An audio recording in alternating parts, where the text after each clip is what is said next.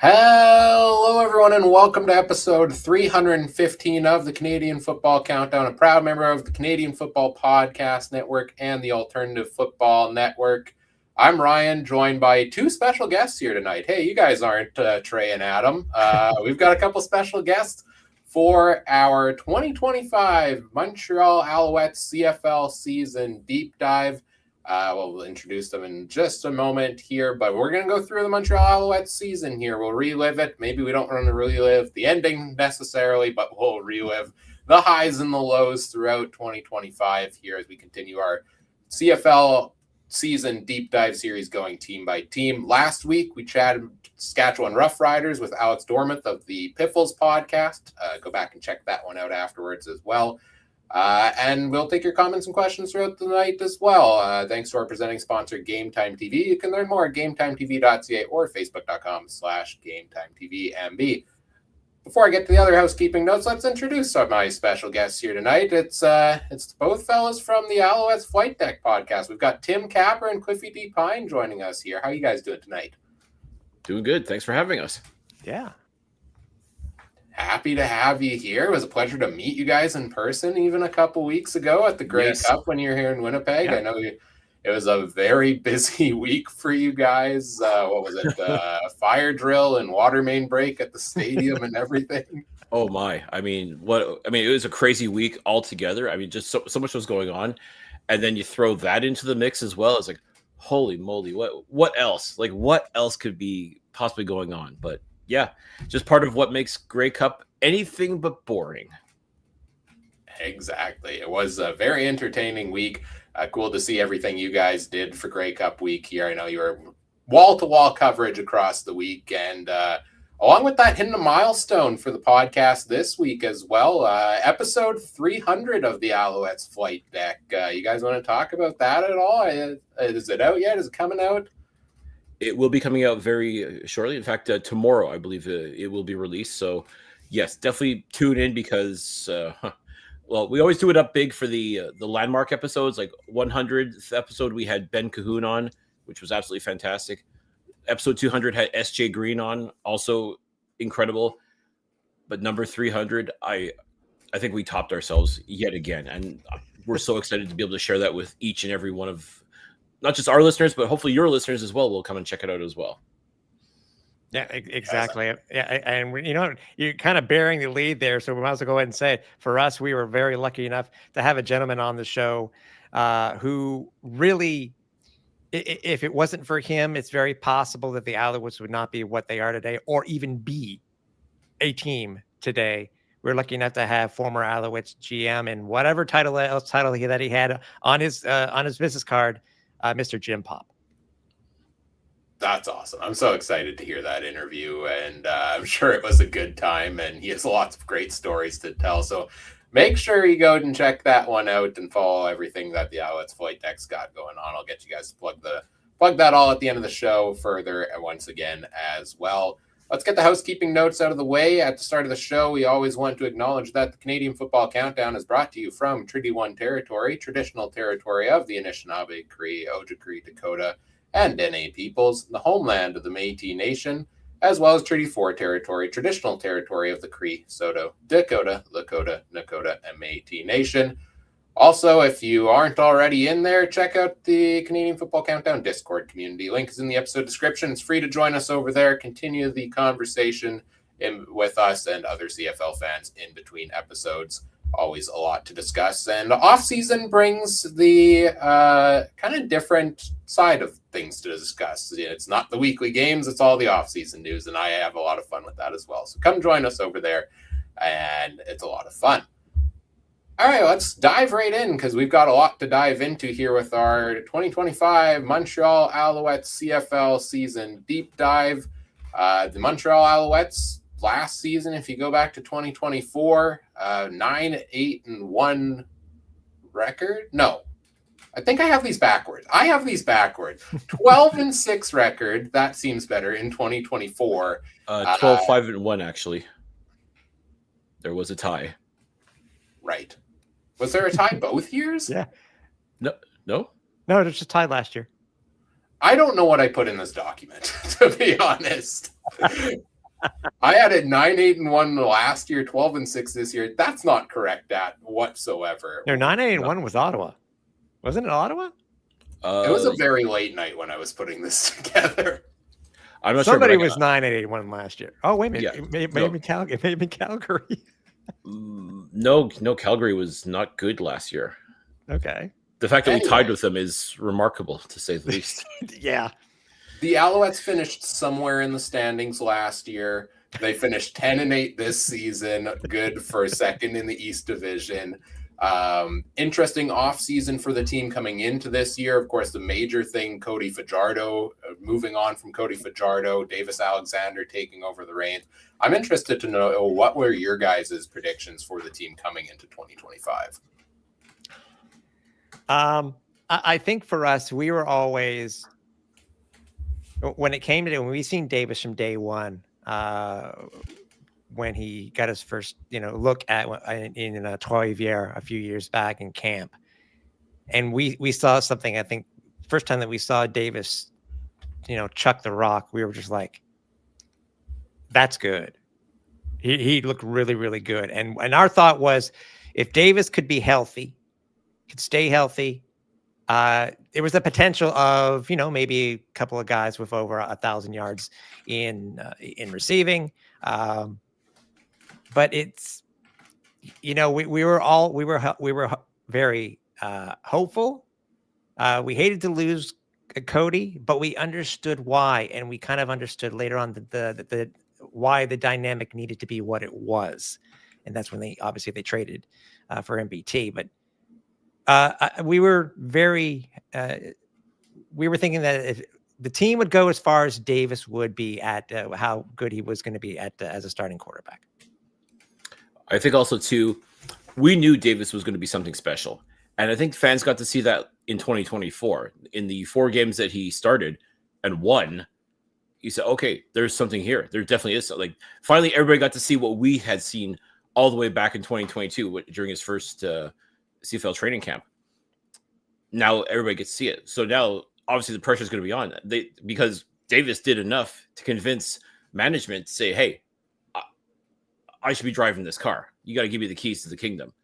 And they did. They had a choice. I mean, again, to basically tell the Grey Cup MVP winning quarterback that brought this franchise their first Grey Cup in 13 years and basically tell them, hey, thanks, bud, but we're going in this direction now. And see ya.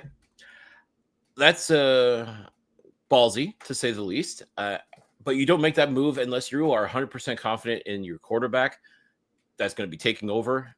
And a lot of people had said, can we really trust this guy? Is Davis Alexander truly the real deal? I mean, he looked good in those games, but can he really, really take the reins of this organization? Well, he sure did.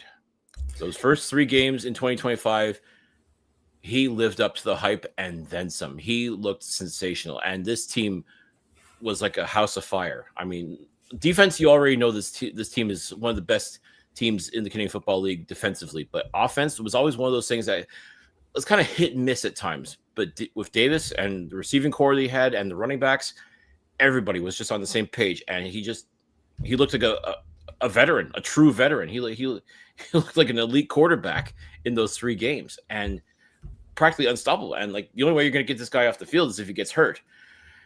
And that's what happened. Yeah, I loved the move to give the reins to Davis Alexander in the offseason. Like, it's tough. Like you said, it's a ballsy move to move on from a guy like Cody Fajardo after what he was able to do for the team.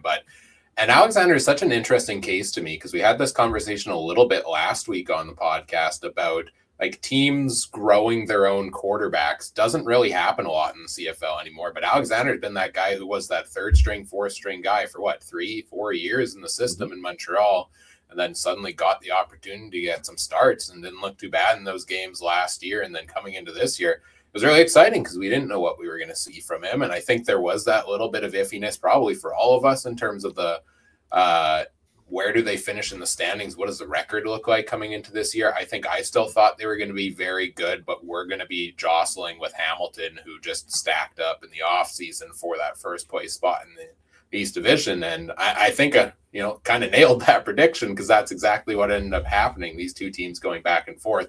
I figured out now why I got their records wrong, and it's because I have probably ill-advisedly all of my notes for all of the teams' deep dives in the same document, and I was looking at the Saskatchewan Roughriders, which we did last week.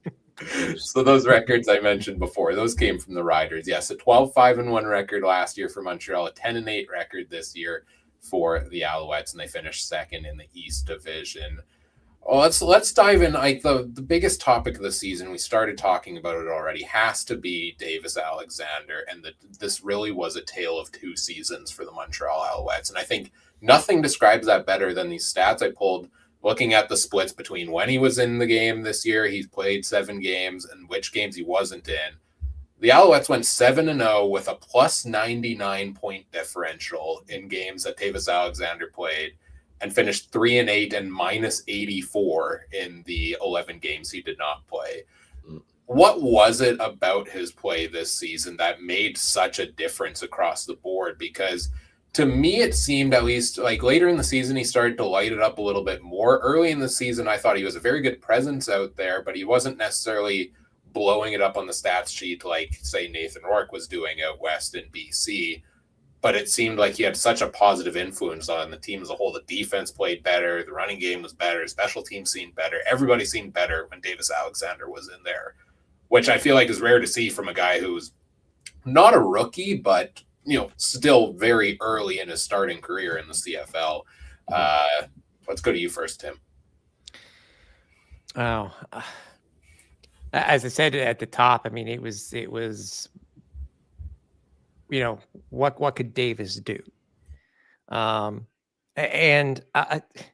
We've talked to players about DA. We've talked to coaches and just about. I think it's just a matter of Davis was able to.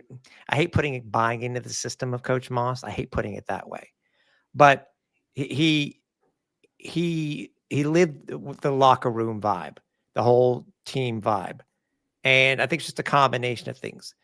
Could he come off a little bit cocky, as some people might have thought at the end of the year? Yeah, okay. But love it though. I love that attitude. Yeah, but the thing is, he was able to back it up. And I think that if you look at just the first 3 games alone, the Owls were just blowing everybody out of the water in every way, shape, or form, especially on offense. We can only imagine, and if there's a revisionist history type of thing, if Davis had played the entire season, how good could this Alouettes team have been? They'd be 18-0. Very possible. Very possible. And it's not, and that's something that Cliff and I don't take lightly. We rarely predict what the Alouettes are going to be in the season, because we're a show that covers the Alouettes. But Davis, again, whether he was on the field or whether he was on the sidelines, Ryan, he was there. He wanted to be there. That's the thing. He wanted hurt. I want to be there on the sideline. When we talked to him about this, he wanted to be on the sideline to represent his team and to be there to support his teammates. And that's what he was able to do. Again, if what could have been, yeah, I mean, Danny Machocha, well, I'm sure is going to be looking at many things on potentially who could be our backup quarterback for next year. But I think if Davis can train properly, get healed, get right, hopefully we will see Davis behind center for all 18 plus games in 2026. But I think it just goes to show you do need to have 2 competent quarterbacks in order to play this game. The Alouettes were at 1.5, in my opinion. And I think it just goes to show that could have been cool to have Cody behind Davis. Sure. Would it have worked out really well? I don't know. As much as I loved Cody, I just don't know if it would have worked. But the story really, to me, in my opinion, I think the story for Davis Alexander is just starting to be written. I'm so excited to see him for so many years to come in this league. And you were talking about the attitude. I love the attitude and the trash talk. Like, that's entertainment at its finest. And I watched the CFL to be entertained. So I love seeing that kind of stuff from Davis Alexander. Yeah, you mentioned the quarterback carousel, like a little bit there, or the backups, and kind of having 1.5. You can bring in so many different names, but they might not amount to much. And I feel like that was the other side of things. McLeod Bethel Thompson had his struggles. Caleb Evans came in, didn't look too bad, I thought, but he got injured, season-ending injury. James Morgan got a couple starts, didn't look very good in those. Shea Patterson got backup opportunities, and then Cameron Dukes came and went throughout the season. So let's go to you, Cliffy, here. Any other thoughts from you kind of on the Davis Alexander of it all, and then on the backup quarterback situation, revolving door throughout the year as well? For me, when I look back at this 2025 season, you're absolutely right when it comes to a tale of two seasons, or tale of two quarterbacks, however you want to frame it. But for how this team looked when Davis was behind center versus how the team looked when somebody else was behind center, truly was night and day. It is remarkable. And even when I think about the 3 wins that the Alouettes got without Davis Alexander, I mean, it's fascinating in a sense, because it was MBT who won those 3 games. But you take a look at things. I mean, the win against Calgary, for example, one could argue it was basically Jose Matos Diaz kicking incredible field goals and the defense just making life a living hell for the Calgary Stampeders in their own barn. Saskatchewan, okay, I'll give you that one, because for whatever reason, McLeod Bethel Thompson plays his best football at Mosaic Stadium. He won a Grey Cup there. He played lights out football for the Edmonton Elks in that stadium. This past year is another great example. He lit up the Saskatchewan Roughriders. Now, yes, they were missing their starting corners, and poor Kerfella Exame was lit up like a Christmas tree. But at the end of the day, he still did the thing, and he got a very convincing win. But then he had to fight and scratch and claw his way to just barely beat the Toronto Argonauts, who are on the downward spiral. I mean, all this to say that, yeah, when Davis Alexander wasn't behind center, there wasn't a whole lot of hope. I mean, aside from those instances I mentioned, I mean, the team just didn't look good. They didn't look together. Like, I mean, you can see they were trying, and the defense was doing everything they could to help stem the bleeding. But I mean, it didn't click. Like, I mean, this team just performs so much better when Davis Alexander is behind center.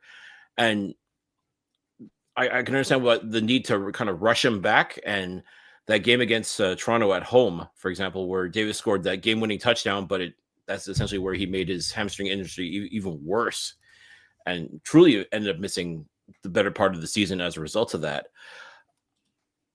I know there was pressure. There was definitely a lot of pressure on Davis to be that leader. There was pressure on the Alouettes to keep winning, even when he went down to injury. I mean, that's the thing with pressure. It creates diamonds, but at the same time, it'll crack just about anybody if they let it. So I really wanted the best for MBT, because, yeah, like Tim said, we loved Cody. We appreciate everything he did for this organization, but there is just no way. Like, he couldn't have been the backup for this team. It just would have been too difficult. And if Cody had come in and started winning, then how do you give the job back to Davis Alexander? Because, hey, Cody's capable of doing it. No problem. Let him do it. He already won a Grey Cup for this team. It's his team. No, it's Davis Alexander's team right now. You made that very clear. You made your choice, and it was the right choice, obviously, as this season proved. But not having that reliable backup really made the difference for this Alouettes team. And I don't want to harp on McLeod Bethel Thompson too much, but that wasn't it. Caleb Evans, as you talked about, looked good. He looked great in camp. I thought, okay, he's going to truly get his opportunity now. He's going to showcase what he's able to do. And then in his first start, he gets injured, a season-ending injury too, which sucks, because the year before, Caleb Evans got a chance to play and suffered a season-ending injury. Like, this poor guy literally can't catch a break. I mean, figuratively and literally. And James Morgan, well, we saw so much potential in him in camp. I mean, he came in 2024.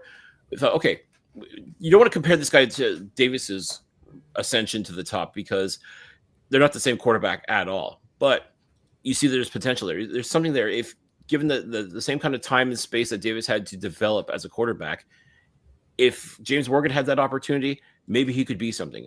But because of all those injuries that kept piling up at the quarterback position, he kind of got thrown into the fire and ultimately burnt to a crisp. And it's tough because I don't want to say he's a terrible quarterback. He's not. He was not ready. Simply put, he was just not ready to assume that role this early in his career. And hopefully this has been a learning experience for him. Hopefully he'll get a chance to look back at this year and say, okay, I should have done this, this, and this. I'm going to work on doing this, this, and this in the offseason. When I come back to the camp in May, I'm going to be ready to go. I'm going to really be that guy for this Alouettes organization. I love the addition of Shea Patterson. I think he was doing a great job with short yardage. And I know he's kind of been maligned a little bit for what he did in Saskatchewan, but our little Ralph Wiggum. If you know, you know. If you know, you know. It's just unfortunate that when people think about Shea Patterson in 2025, ultimately, and I get it, you're going to look back at that Grey Cup, that was it 2nd and 3 quarterback sneak that ultimately was the TSN turning point for Saskatchewan winning the Grey Cup over Montreal. But I still think Shea Patterson does have value for this franchise. I definitely think he's worth keeping around. I think he's definitely done a fantastic job in short yardage. Grey Cup notwithstanding, I mean, he's definitely someone who I think fits in this organization very well. And given the proper opportunity to really learn and grow, I still think he can be something special for this league and for the Montreal Alouettes as well. So it was quite the year this year for quarterbacks when it comes to the Montreal Alouettes. I think that's a fair thing to say, wouldn't you?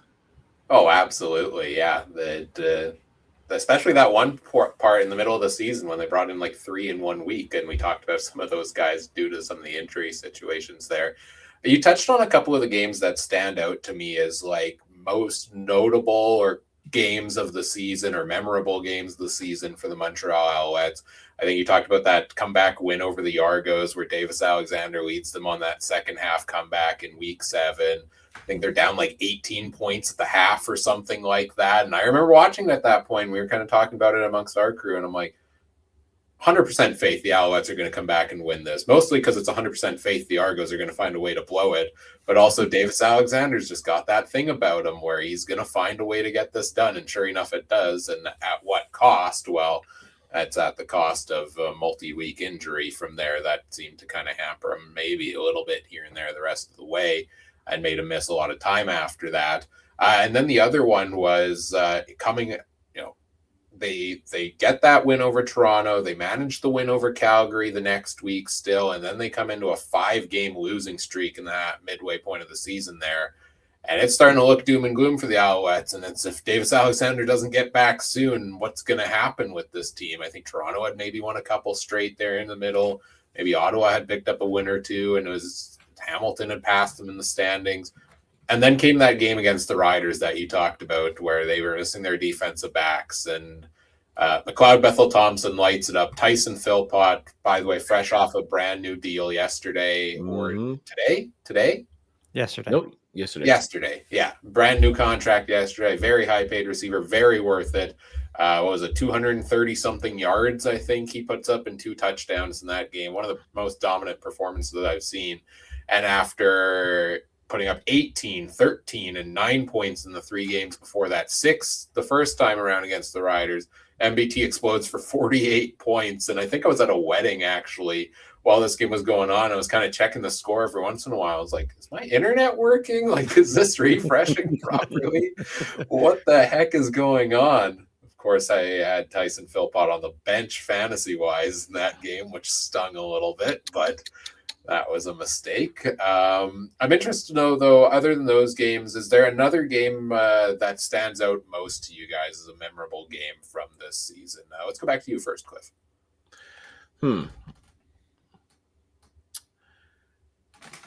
As far as memorable goes, I would have to go back to that game in Calgary. As I said, Jose Matos Diaz, who, again, has proven himself to be a very reliable kicker for the Montreal Alouettes for some time now. You really got to see him shine. And maybe that was just because MBT was just struggling just to stay on the field. And, like he wasn't terrible, but he wasn't outstanding either. He was just kind of there.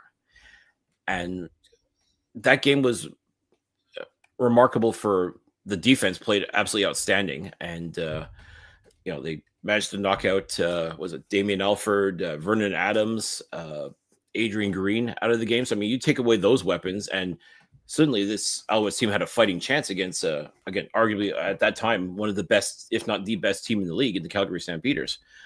But when Jose Matos Diaz basically kicked the Alouettes all the way to victory, including draining a 58-yard field goal, I mean, that was just tremendous. I mean, for me, that game is definitely memorable. I'm sure for you too as well, Tim, because you were actually at that game. Yeah, I was saying, and what's funny about that game itself, the best pass in that game didn't come from MBT. It came from Caleb Evans. I think it's Caleb Evans on the flea flicker, if I'm not mistaken, to Snead. That's right. So that game was pretty outstanding. The Saskatchewan game, like, it's funny. Like, I'm trying to think, like, when it comes to memorable games. I mean, I'm mentioning games without Davis Alexander in it, just because that's what made them memorable. Is the fact that you didn't have, this absolutely outstanding quarterback at the helm, but the Alouettes still found a way to win. But one game I'm definitely not going to forget anytime soon is that Eastern semifinal against Winnipeg. Yeah, that's what I was going to say. And I know you're a Winnipeg guy, so it's not to pile on. It's just no. When you think about what took place, when you think about what took place before, though, I mean, everybody kept talking about the path of least resistance. If you want to get to the Grey Cup, go through the East. It's going to be easy. You don't want to take on the Western teams. They're going to be too tough. Go through the East. Montreal's, we don't know what's going to happen with them. And Hamilton, they haven't looked great either. Like, everybody thought, okay, the easy way to get to the Grey Cup is to go through the East. And I kind of feel like Winnipeg started thinking that too. Because basically they could have won certain games that would have put them in a better position to be taking on Calgary, for example, in the West, like staying in the West as opposed to crossing over. But they made their choice. They decided they were going to cross over to, play Montreal.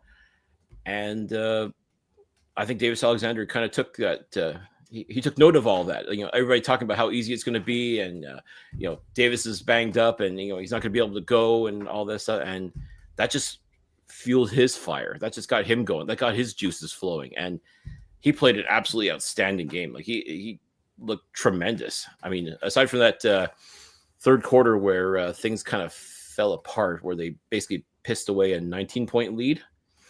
I think it was something like that. Yeah, I think it was like 25-6 at one point. And the Alouettes let Winnipeg come all the way back. But then once they got themselves back on track, it was, the rest, as they say, is history. But yeah, besides those 3 minutes, they played a glorious game. They really did. I mean, and great atmosphere. Everything was just, it was the perfect storm as far as I was concerned for that game. And remarkable in the sense that because of that, Winnipeg, for the first time since 2018, was not going to be in the Grey Cup game. I mean, that's mind-blowing in and of itself. And that really was because of the Montreal Alouettes, because, the path of least resistance, as they talk about. I mean, no, at the end of the day, you got to play those games. Games aren't played on paper, right? They're played on the field. And Montreal, simply put, wasn't going to, they weren't having any of that. So for me, that would be, if I had to pick one game to be truly memorable for 2025, it would have to be that Eastern semifinal. And by the way, why don't they play the game on paper, Cliff? Because paper burns. That's right. Ooh. Paper burns. I'm learning so many great things here today from you guys. This is great. Words of wisdom for sure. Yeah, the path of least resistance thing was always just dumb to me, and it proved that I don't think there was any good option for Winnipeg to make it out of the first round of the playoffs. That either way they went, but how can the path of least resistance be against a guy who's never lost a start in the CFL? I don't understand that. Something doesn't add up there for me.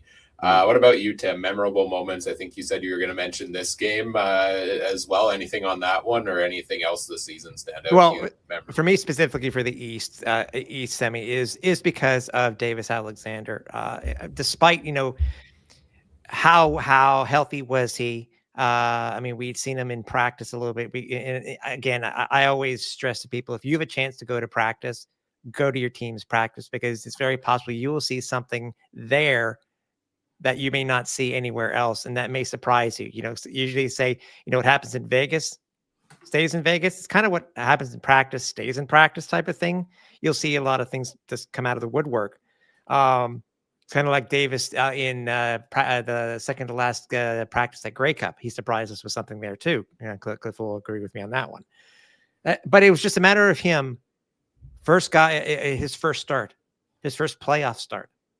I think it actually just went to show what type of player that he was, despite what he had gone through all season. And obviously, Owls fans couldn't have been any more happy to see what he was able to do. Was he perfect? No.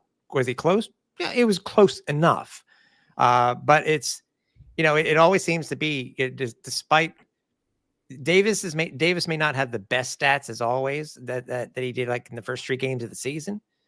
But if he's able to consistently put up 250, 300 yards and do a touchdown, a passing touchdown, usually he'll win. Usually the team will win.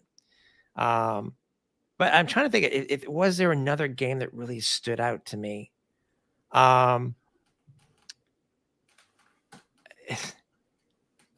guess I don't know. I mean, I'll say this, and this is not harping on just it. I will say this: the last game for the Alouettes in Ottawa. The only reason why I'm bringing it up is because the Alouettes, they may not get a brand new stadium anytime soon, but they got TD Place as their home away from home. Percival Molson Stadium West. We'll take it, just slightly west, but with the Owls winning their 12th straight game in Ottawa. So I guess that's one of the other ones that kind of stood out to me. And that wasn't, it was just one of those games. But I don't think off the top of my head, I'm trying to think of any others. I mean, other than the Grey Cup itself, but I don't know. The Thanksgiving game was pretty excellent as well. Mm-hmm. Also against Ottawa. Yep. That's true. I mean, there was all kinds of great special team play. Davis looked outstanding. Defense was on fire. I mean, and just a great atmosphere all around with it being Thanksgiving. I mean, to me, like that day is definitely going to be memorable for me for so many reasons. Like just from the tailgate all the way to us doing Flightdeck live on the field afterwards, talking about the game that we just saw. Yeah. I mean, it was just a tremendous day all around. But I mean, that football game itself too was absolutely incredible. I mean, again, just Montreal was just reminding everybody yet again that they are not to be taken lightly. I mean, if you truly think the path of least resistance was through Montreal, that should have been one of your first indicators that maybe not. Yeah, I was about to say, and at a quarterback that basically Davis at that time between 80 and 90% healthy. I mean, he was never healthy for the entire season. A lot of people don't know that. Unless you heard the what was being talked about at Grey Cup. But yeah, again, if Davis had, you can only imagine what it would have been like if Davis was 100% coming into camp. Yeah, the only other one that stands out to me was, I think, week 3 against Edmonton. They jumped out to that huge lead, and that's where Davis Alexander first gets injured, and suddenly Trey Ford gets the comeback going for Edmonton. And the Alouettes seal the deal in the end and get it done. But that was, in hindsight, almost the first sign of like, oh, we need Davis Alexander this season, because the team started to struggle. And then going next week into Hamilton, and that was a huge loss, 17-35 to the Ticats, with MBT getting his first start in that one there. So that was kind of not the beginning of the end, but the tale of 2 seasons started to show its mark at that time there. We talked about Jose Maltos Diaz. Got to give him a shout out. You mentioned the club record for 58-yard field goal, also a club record 58 field goals on the season. He was money throughout the entire year, and for a team that had to play 11 games without their starting quarterback and struggled to move the ball, having a guy like that can boot it from past 50 pretty easily and also kick just a boatload of field goals is certainly going to help you get enough points on the board to try to stay afloat offensively, even if you're not moving the ball a whole ton. So I wanted to give him a shout out for that one there. I want to talk about the running back situation a little bit. We focused a lot on quarterback. Running back was an interesting thing for the Montreal Alouettes this year for me as well, because big storyline coming into the season is cutting Walter Fletcher in training camp or right before training camp, who was such an integral part of this offense last season, and seemingly cutting him without, to us, maybe from an outside perspective, maybe you guys more inside perspective, kind of had an idea why of like, well, who is going to be next in line for this team? I know Sean Thomas Erlington had been with the team for a couple of years. He got the start out of the gate for the team. Travis Tice got in there for some starts and some backup duties. And then Stevie Scott III was the third string to start the year. And due to injuries to the other two, suddenly got the starting role. And he only started 5 games, but he led the team in rushing with 418 yards on the season. And boy, those final couple of games and into the playoffs, he really seemed like a monster out there on the field and could be an integral piece going into next year. Let's go to you first, Tim. What are you thinking about the running back situation? Well, I will admit, I mean, if anybody goes back to last year, when it came to Walter Fletcher, we were convinced that he was the best wide receiver out of the backfield when it came to screen plays and being able to use him as a double threat. So the Alouettes right there had to make sure that they were going to be able to have somebody as good or if not better than what Fletcher was able to do out of the backfield. I think what you look at all the guys that said, ST, as I said, had been with the team. And what most people don't know is, the emergence of Travis Tice. It's how the Alouettes got him, came into camp late, made a name for himself in the last preseason game in Ottawa. I think if Tice had not gotten hurt and hurt his ankle, I think he probably would have done a lot better. But to be fair, it also showed us what we were able to see what Stevie Scott was able to do. And with all honesty, I think Cliff has talked about, the type of running back that Tice can be, because he's a big boy, low center of gravity. And going into 26, I can only imagine if these guys go back to back as a 1-2 tandem, I think it's going to be great. I don't think it'll be a year when it comes to having just one guy, but I think at the time the guys were able to step up when each of them got hurt, because STE got hurt, as Tice got hurt. So Stevie Scott was the guy.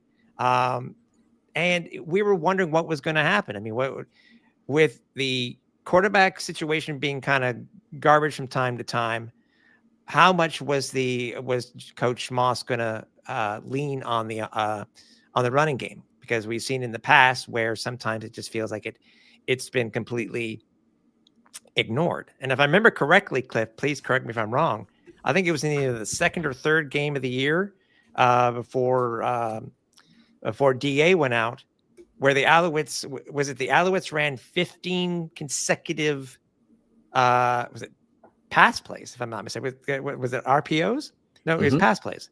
Yes. And so everything it was just weird. So the running game, as I said, losing Fletch was tough. But as we have learned in years past, Ryan, by speaking with specifically Danny Machocha,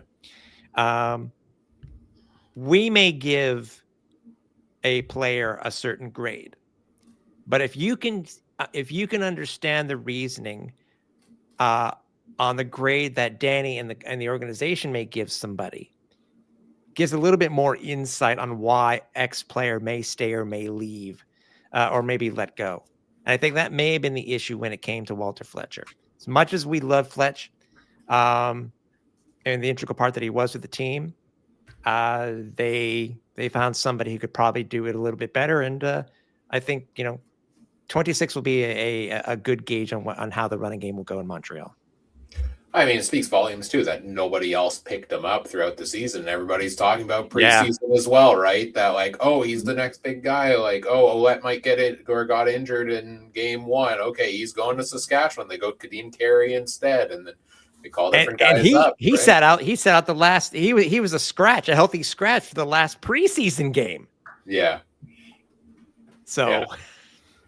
Yeah, it's an interesting scenario, and it led to kind of this change here. You talked about that week 4 game. I think I know which one you're talking about, because that was Alexander gets injured in week 3. Week 4, division rival against the Ticats. MBT gets his first start in an Alouettes uniform. They put all 3 running backs on the roster that game, and all 3 running backs combined for 4 carries on the night. So that is the pinnacle of that section of the season there. Any other thoughts on the running back situation from you, Cliffy? Just watching the emergence of these guys. I mean, we already knew what to expect out of Sean Thomas Erlington. I mean, he's a veteran who's, played outstanding football last year. I mean, again, we talk about what Fletch did in 2024, but the tail end of 2024, Sean Thomas Erlington came in and played absolutely phenomenal. I mean, he was a special teams demon to start, but he showcased what he was able to do, and it was obviously good enough combined with what Travis Tice and Stevie Scott was able to bring to the team to say, peace out to Fletcher. Again, a move that definitely took everybody by surprise. I'm like, okay, well, if you're trying to replace Walter Fletcher, you better have some damn good talent. And sure enough, and it took a little while for it to all come to fruition, but Travis Tice and Stevie Scott are the future when it comes to the running back position in Montreal. They showcased it throughout the year. I mean, Travis Tice is just, I love the way he plays. It's like tackling a bowling ball. He's very much like AJ Ouellette in the sense that it is so hard to tackle him. He's almost unstoppable. And when he went down to injury and it was Stevie Scott time, oh my, this guy just came in like a house of fire. To see what he did in the playoffs alone, that Eastern semifinal game, he played arguably his best football game. And he didn't seem to get a whole lot of attention, until like maybe the second half of the Eastern final. But I mean, why the Alouettes didn't go more with Stevie Scott and just trying to hit that run defense against Hamilton a little bit more.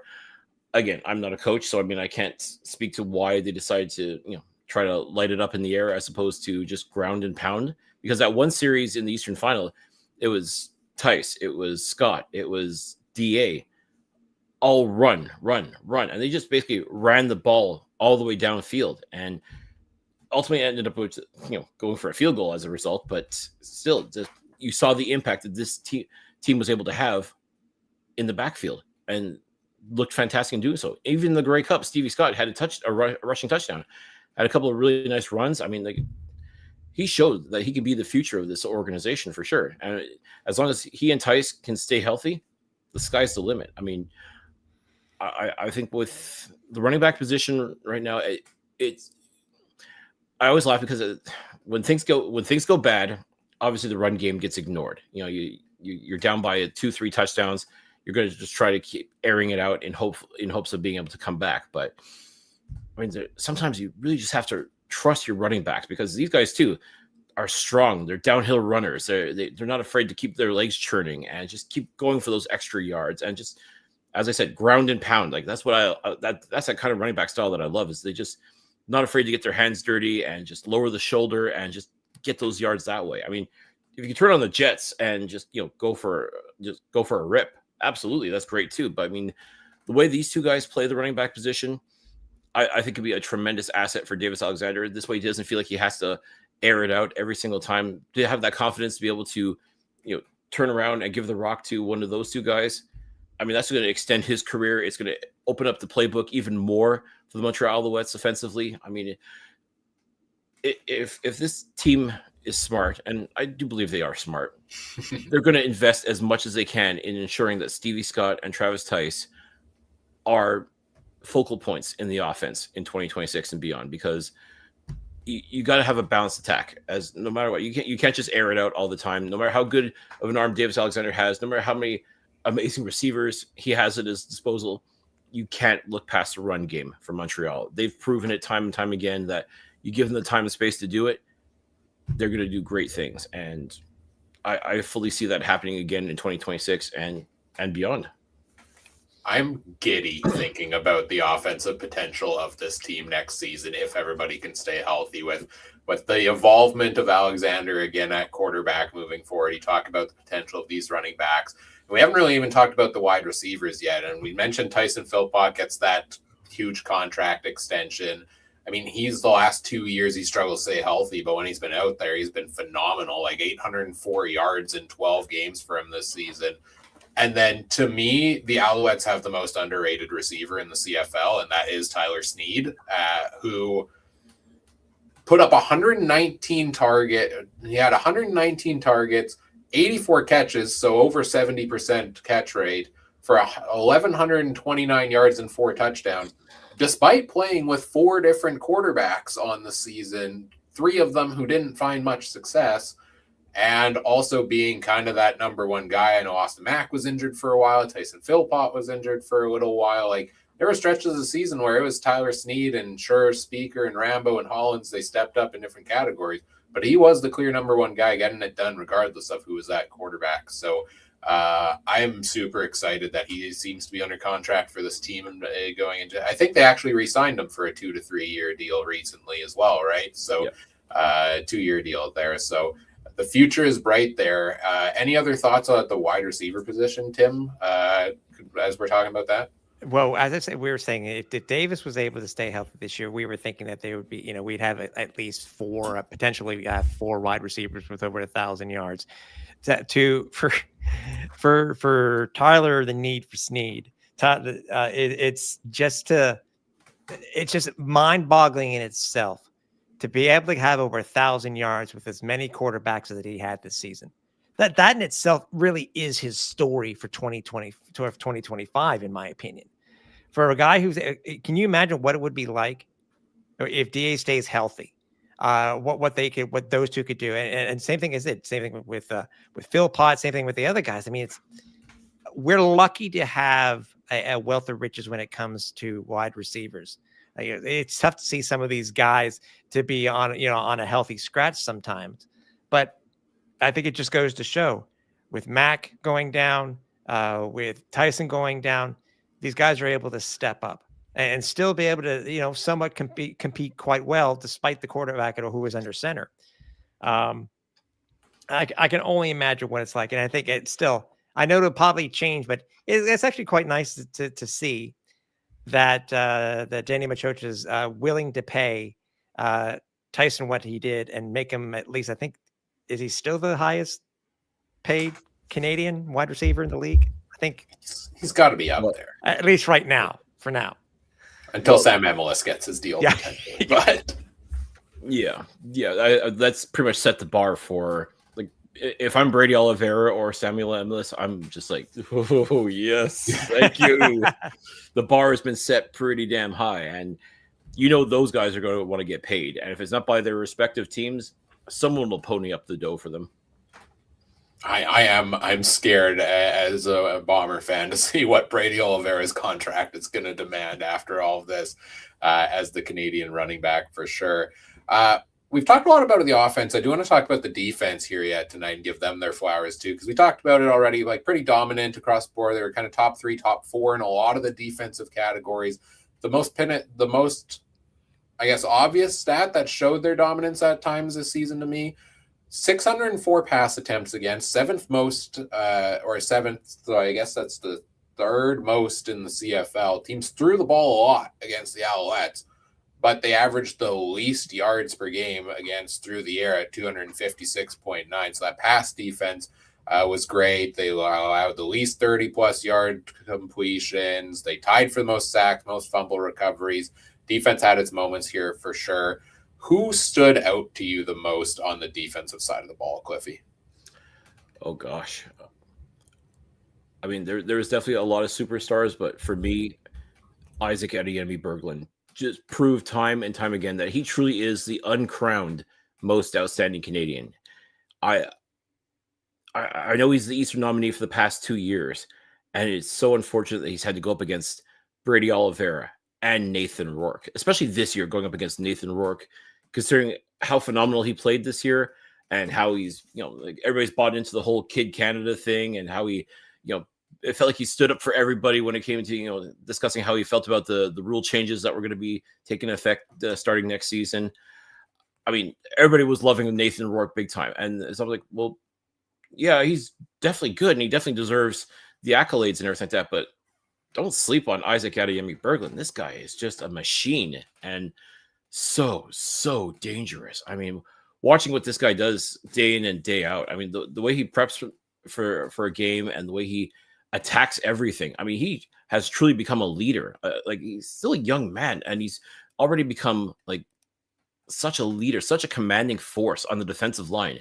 And we've known for years now that the defensive line is Danny Machocha's pet project. Like he is constantly trying to find ways to make it better. Even when they won the Grey Cup, he's still tinkering with it. He's still making little changes here and there, trying to improve upon, what some would say maybe be perfection. But I mean, he's just constantly working at it. And one of those moves back in 2024 was to sign Isaac Adeyemi-Berglund in free agency. And what a find. What an absolute find he has truly been. And he has embraced Montreal. He has embraced being an Alouette. He loves it. He loves the city. He loves this team. He loves playing with these guys, like all these guys on the defensive line. I mean, you're talking about guys like Lawal Ugalak, Dylan Wynn, Sean Lemon, Joshua Archibald. I mean, there's so many studs on this defensive line, and he just stands head and shoulders above them all because just the way he carries himself, the way he brings that energy and that enthusiasm and just playmaking ability. I mean, he scored his first touchdown this year, the very first game. Incredible, just absolutely incredible. And just the way he gets after quarterbacks is remarkable. He is just such a disruptor, and just the way he brings it each and every game is like nothing I haven't seen anyone play like that in a long. I have to go back to John Bowman as far as guys on the defensive line that just are simply dominant year in and year out. And I know it's still early in Isaac's career, but I mean, he can go for quite some time still. And it's just I could definitely see him nominated again for. I felt he really should have been nominated for most outstanding defensive player as well as most outstanding Canadian. But he's going to get his eventually. He's going to get his championships. He's going to get his awards. There, you can't hide talent, and you can only deny him so long. His accolades, his awards. I mean, he's going to win these most outstanding awards eventually. But my God, like for what he has been ever since he became a Montreal Alouette, he truly has redefined what this defensive line is all about here in Montreal. Yeah, 11 sacks on the year. Next highest was actually Tyrese Beverette at 7. So he was definitely the biggest force on that defensive line. It's going to be tough for him to win those most outstanding Canadian awards, as you mentioned, as long as likes of Oliveira and Rourke are in the league. I mean, let's be real. If he continues at this level, Rourke's probably winning that award for the next 5 years.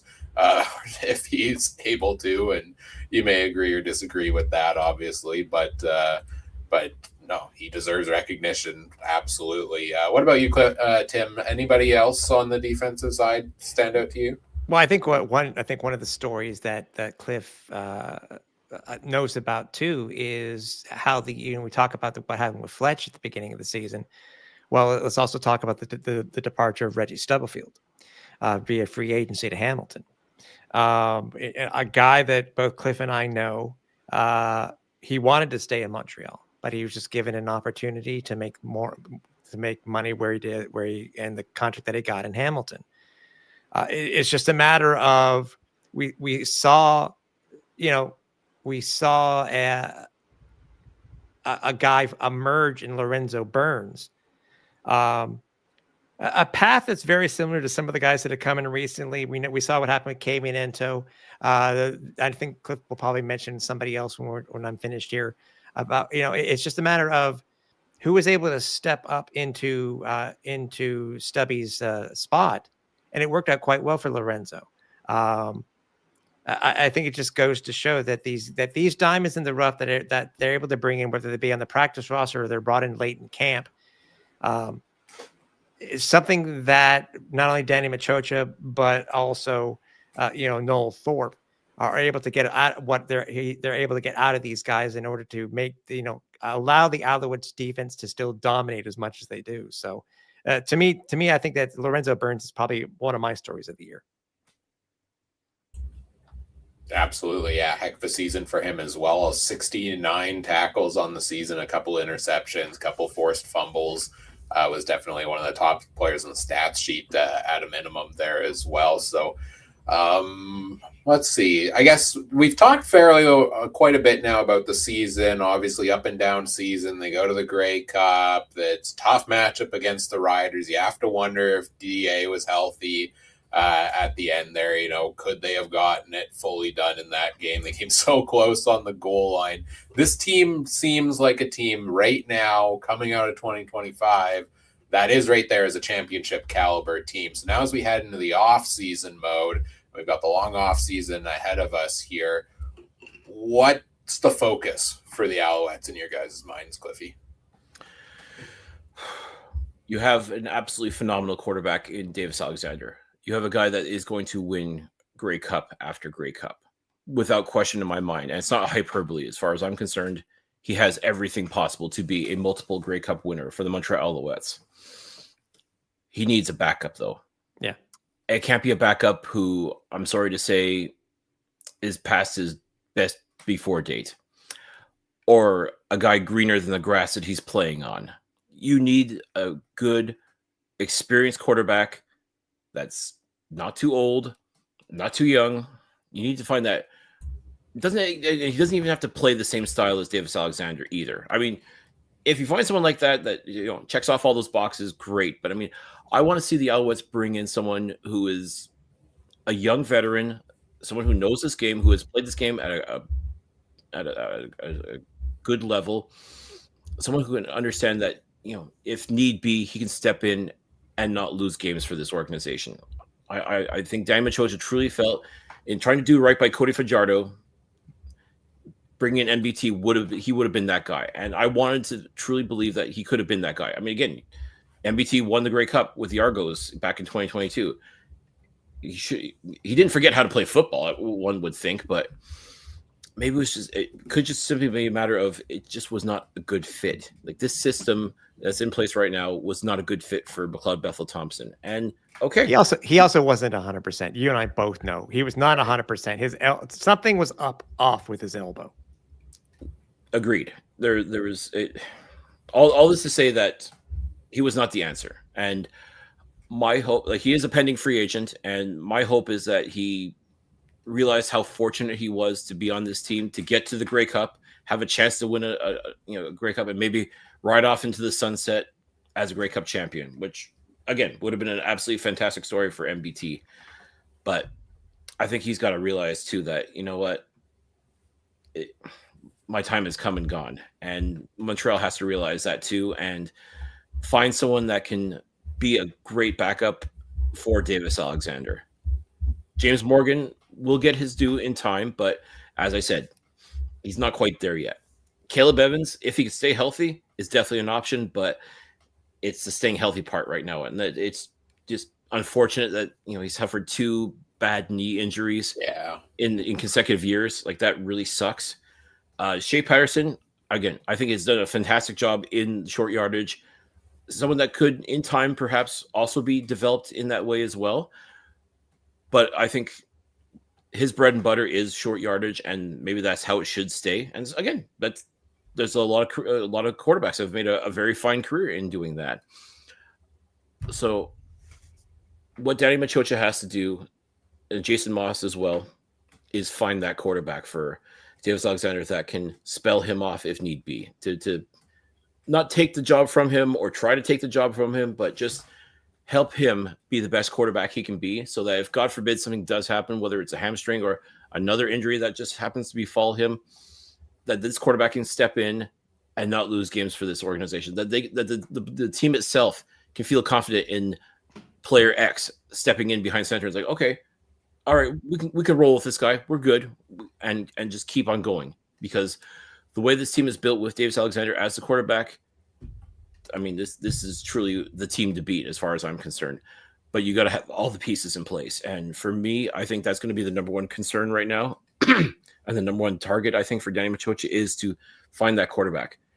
Of the quarterbacks that are in free agency right now, there's certainly some intriguing options. I guess a lot will depend on, do they want to come to Montreal? Are they willing to accept the idea of being a backup? Are they willing to be a part of the scenario that I just painted? Maybe, maybe not, but it's worth finding out, I think. I agree with you wholeheartedly on that. They got to do something.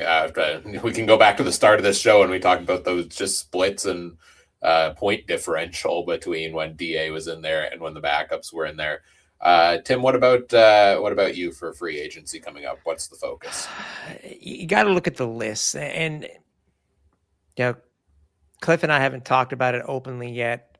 We will when we go over our year in review and stuff like that. And we go over the lists. We always have an idea of who we think Danny Machocha is going to want to re-sign. There's some interesting names when it comes to free agents this year for the Alouettes. The guys that we think that should come back, and that's very possible that there will be a couple of those that won't. But I'm on the same wavelength as Cliff when it comes to getting a competent backup quarterback with CFL experience. I know there will be tweaks when it comes to the offense, and there will be tweaks when it comes to the defense. I'm curious to see how Danny Machocha is going to potentially spend his $6.2 million in the cap. So I'm really curious to see what happens. Obviously, we've already signed a few of them. Some very surprising, not necessarily who they signed, but how many years they were assigned to.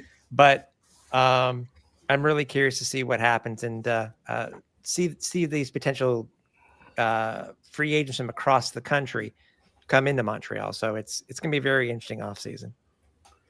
Yeah, looking at the list myself, like to me, I see a lot of defensive players. We just talked up all the greatness of the defense this year. I see a lot of the defensive players on that list, and the biggest names on the defense are currently on the free agent list. So, how many of those guys can they bring back? Some of these guys have been with the team for a long time. Do they get replaced with some of those younger pieces that have been starting to step up, and do they save some cash that way and go out and bring in some big pieces? I don't think they need to they're a team to me that can try to bring back a lot of their free agents if they can make the cap work and tinker a little bit, and they'll be able to find their way back to the dance again for sure. If I had one wish for the team, I think would maybe be just a little bit more depth at wide receiver. I mean, we talked about the top end guys are phenomenal at wide receiver, but we also talked about some injury concerns with Tyson Philpott, with Austin Mack, etc. And I felt with when Philpott got injured, especially the Canadian depth at receiver for this team was really tested, and there wasn't that next in line that was making a huge impact at the position. So if he can find a way to fit it in, while also trying to bring back all these high priced players on defense, if they can find that depth receiver or two out there to really help out DA continue to grow in his role as the quarterback of this team with the receiving core there, would be my Alouettes off-season Christmas wish, I guess, on top of bringing back the pieces. But I'm just so excited to see Tyson Philpott get that huge extension yesterday, because he's absolutely a name you can market around with this team, and should be an interesting off-season for the Montreal Alouettes for sure, coming up as well as the rest of the league. Any other thoughts on the Alouettes season from either of you before we start getting into wrap-up stuff here? I think for me, when I look back at this season, I mean, it was definitely a season to remember. And it's kind of funny to think, okay, well, yeah, you went to the Grey Cup and you lost the Grey Cup to Saskatchewan, which is incredible in and of itself, considering the history that this Alouettes team has against Saskatchewan. I think for them, it was probably exercising a lot of demons in winning that Grey Cup a couple weeks ago. But when I think about Montreal and what they've been able to accomplish this year, despite everything that happened, that in itself is remarkable and needs to be celebrated. And I think people realize that this is a very good football team. They're not perfect by any stretch, but the key elements that they've got locked into place, like Davis Alexander's here for the next couple of years. Now Tyson Philpott's here for the next couple of years. Tyler Sneed's here for the next couple of years. Even some of the guys on defense too. This team knows what they want. They want to be together. The camaraderie and the community in that locker room itself is one that these guys wouldn't trade for anything. I think. I think, yeah, guys want to get paid, but at the same time, do you want to be part of a winning organization? Do you want to have the opportunity to compete for and go to the Grey Cup year after year after year? Montreal is doing everything that they can to put that kind of a team on the field. And what's really remarkable too is in 2023 and 2024, Montreal Alouettes had the lowest payroll in the Canadian Football Mm. League. And look what they were able to do. You win a Grey Cup in 2023. They have the league's best record in 2024. This year, go back to the Grey Cup. So, I mean, obviously what Danny Machocha and Jason Moss have put together is something special. And if someone ends up, maybe thinking the grass is greener on the other side, okay, I get that. I can, I will never fault any player for looking out for their own best interest. When it comes to take care of their family or take care of themselves or do whatever it takes to be the best version of themselves, I'm all for it. In which case, I have the confidence that Dan Machocha is going to go out and find someone that in time is going to be just as good, if not better, than the player that they replaced.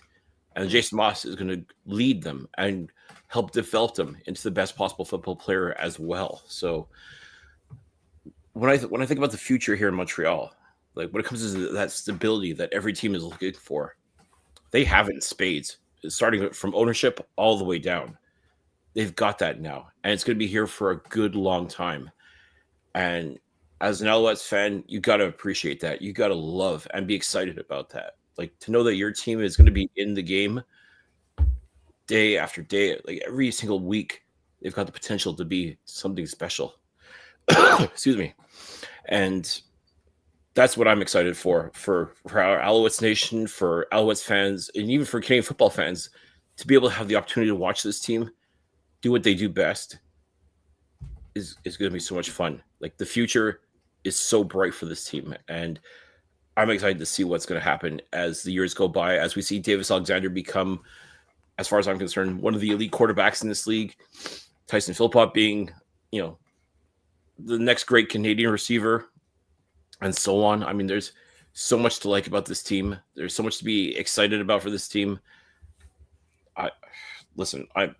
I know we just finished the season, but I'm already ready for next season to get underway already. Like that's how excited I am by the future of this organization. Well, I can't go to the next season yet. I have so many off-season topics I want to talk about first before we get there. Tim, what about you? Any final thoughts on the season? My thought is, and I hated to use the term earlier before about being able to buy into what Jason Moss has brought in, but it's very important to the players and to the organization. What Jason Moss has been able to instill in that locker room, from embracing the Quebec culture, to embracing the Alouettes history, all the way up to the up to the 425 Squadron.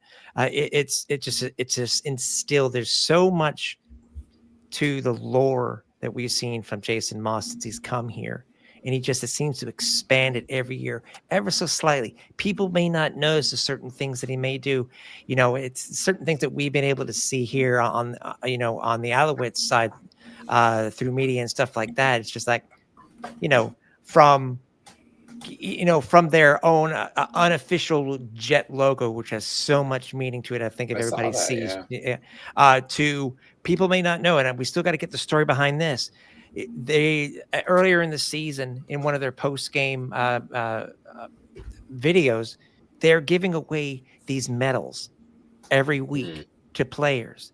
And then the newest one, which I still want to find out, is the infamous patch on his hat, the Alouettes patch that he had on the Grey Cup, because there's Grey Cup meaning behind it. There's just so much lore to all this that Jason Moss has brought in. The players are buying into it. I know, I hate using that term, but the players love the locker room. And I just want it to continue. It's not, the main thing is it's not getting old. That's the thing. It's not getting old. And also, it just seems that every year, whatever Danny brings in for Jason Moss, Jason is able to just up it just ever so slightly for that next season. And I just can't wait to see what he does in 2026. I had it in my notes too, that on Jason Moss, that I feel like he's mellowed out quite a bit too. Like Gatorade containers and headsets are safe now in Montreal.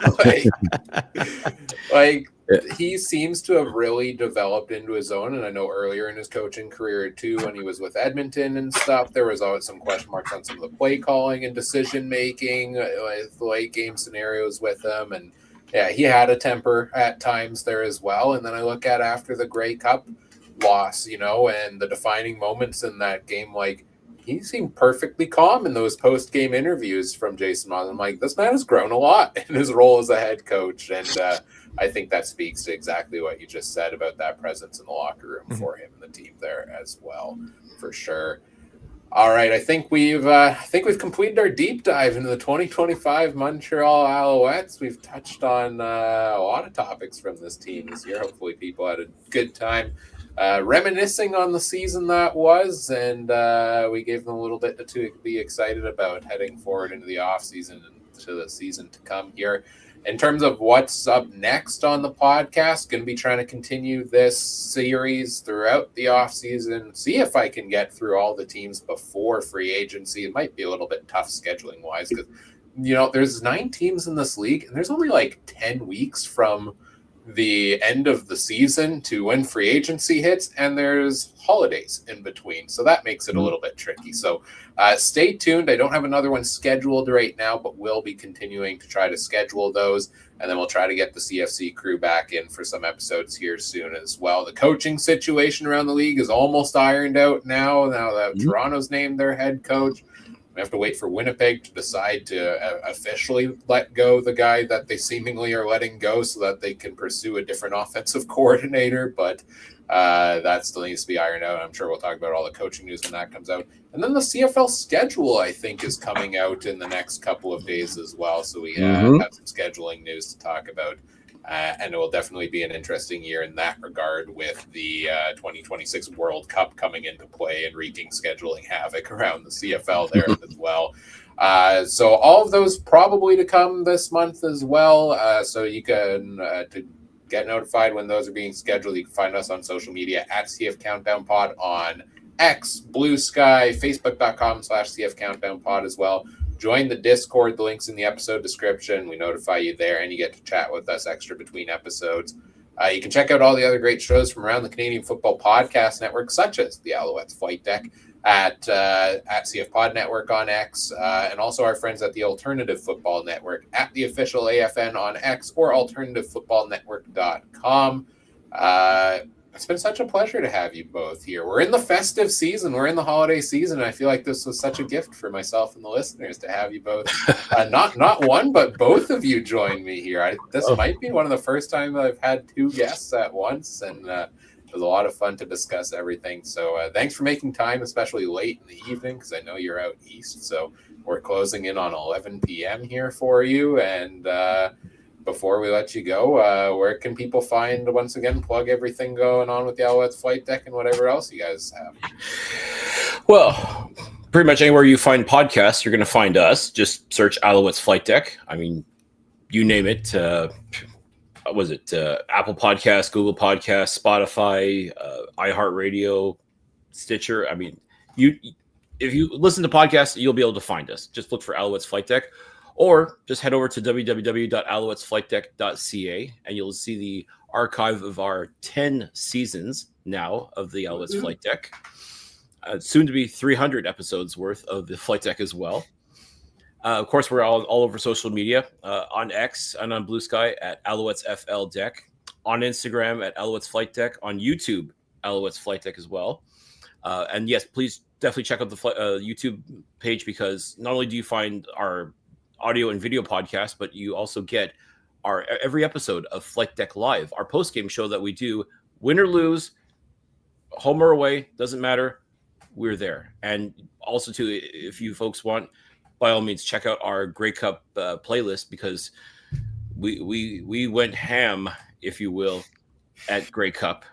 We did a ton of interviews. We were able to talk to coaches, players, and did all kinds of coverage for Grey Cup, and it was such a treat. So definitely go check that out on our YouTube page. So many great interviews, great opportunities to talk with so many people. It was an absolute blast. So make sure you check that out as well. And just if you want to give me a follow on X, you can do so at Cliffy D. If you want to follow Tim, he's at Repact, REPPACT. And definitely come hit us up, because we love talking football. And we're going to take a little breather during the holidays, but so excited to get 2026 off and running. It took me until today to realize that Tim's handle was his last name backwards with a T at the end. Yeah, I don't know why it took me. You're the third person. You're the third person. Oh, to great! Figure that out. Nice. I got a bronze medal. Sweet. Yes. Yeah.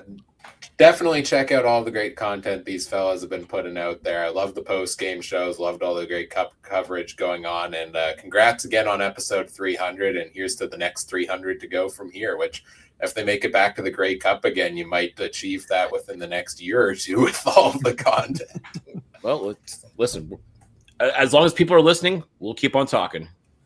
Sounds good. Well, once again, appreciate you guys joining me here this evening. Whatever podcast platform folks are listening on, we appreciate if you do all the fun things like, comment, subscribe, rate, review, share the show with your friend, share with your non-friends, share with the Alouettes fans in your life, share with the non-Alouettes fans in your life, and convert them to Alouettes fans potentially. Help us grow the show. We always appreciate that. And on behalf of Tim and Cliffy, I'm Ryan saying thank you for listening. Take care. Have a good one. Bye.